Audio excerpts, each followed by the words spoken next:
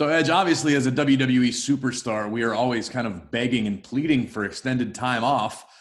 These circumstances have afforded us that, maybe not the amount of time or time spent the way we expected it, particularly yourself, 9 years away from WWE, and you make your epic return at the Royal Rumble. And I think it's probably safe to say this isn't exactly how you envisioned everything coming back.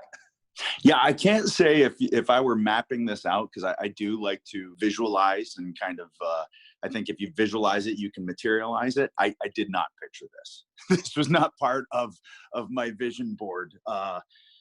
Yeah, it's odd, no question about it. But gosh, I mean, it's so crazy, and it happened so fast, and we're all in it together, and you have to make do. You really do. And I could sit there and wallow in my own self-pity and be like, oh, my first singles match back, my first WrestleMania back, and there's a pandemic.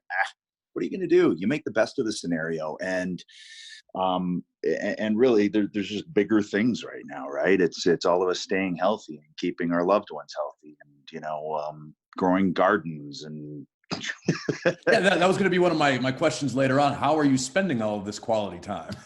I'm trying to bone up on my ukulele skills. I'm reading, which I always do. That has just kind of sped up even more, which is kind of scary because I read 72 books last year without a pandemic. So I have no idea what I'm going to hit this year. Helping Beth out, I actually told her I was going to start gardening with her.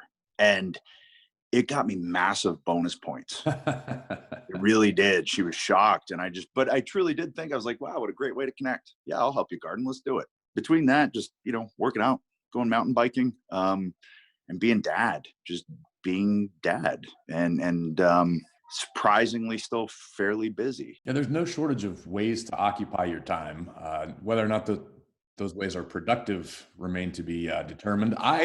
To your point about the ukulele, actually got inspired one day last week and spent about half of an afternoon shopping online for guitars that I decided that I was going to teach myself to play during all this.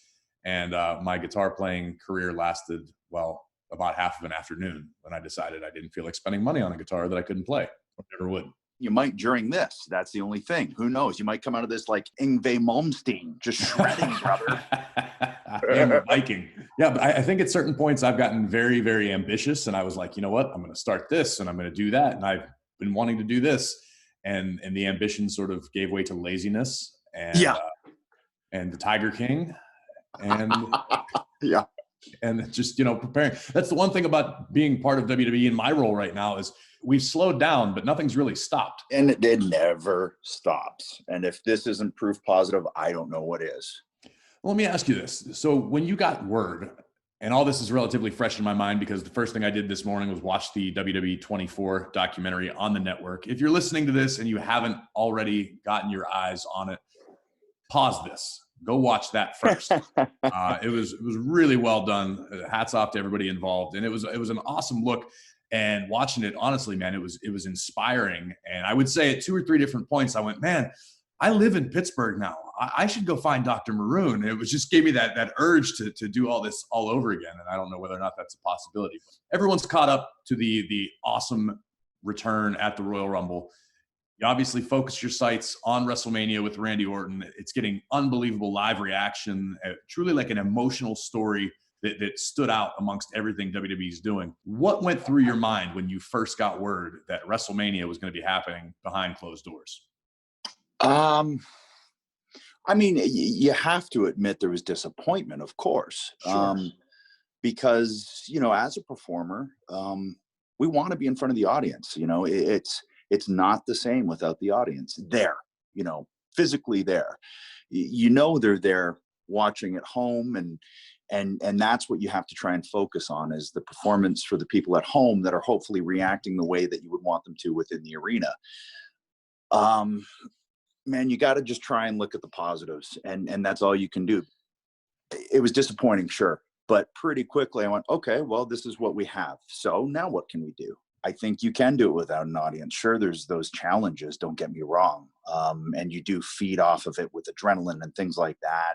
And I do think an audience can take something and make it better just purely by their reaction and how invested they are. And I think an audience at home does feed off of that. But this is the set of circumstances we have. This is what we have to work with. And you have to make it work. Like what you hear? Catch full episodes of After the Bell on Apple Podcasts. Subscribe now and never miss an episode.